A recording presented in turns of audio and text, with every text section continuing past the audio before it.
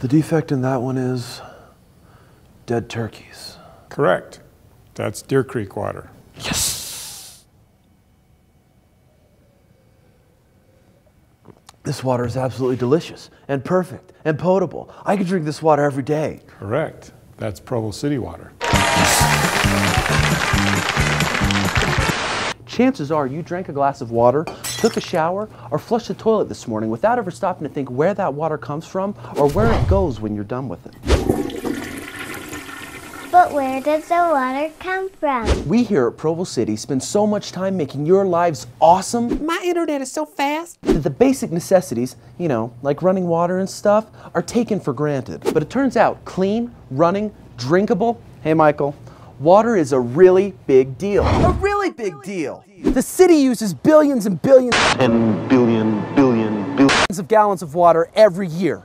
In the month of July alone, we use more than 1.5 billion gallons of water. That's 50 million gallons a day. Every day. That's enough to fill this pool 400 times a day. That's 400 times every day. We'd have to empty this thing once every 3.5 minutes. It's important to note that all the wells in the city can only produce about 32,000 gallons of water per minute, compared to the 39,000 gallons of water per minute per day that we're already using. But a master plan recently completed for our city recommends several projects which would help keep up with the growing demands for water in Provo City. And what happens to all that water when we're done with it? It comes here. The water reclamation plant, which takes old, yucky, dirty water and makes it sparkly and magical. Well, it's magical because it's clean again. But we have some basic housekeeping that needs to take place. Wouldn't you agree? Turns out facilities like this haven't been repaired or upgraded in well over 35 years. That means the last time it was upgraded, people were listening to My Sharona and wearing leg warmers for the first time. I don't think it's broken, but it feels like I sprayed. Come over here and attend to my foot. Here's how it all breaks down. Take a look at this. Here's the Provo City water budget. As revenue is generated, most of the funds are spent on keeping the status quo, distributions, operations, and system upgrades.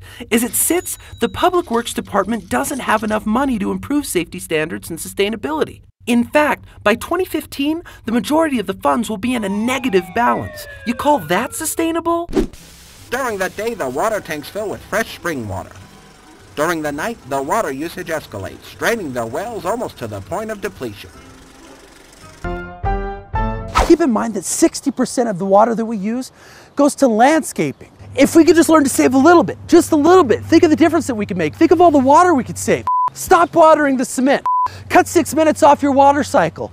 I don't know, don't water your lawn when it's raining outside. Don't let them tell you can't do it.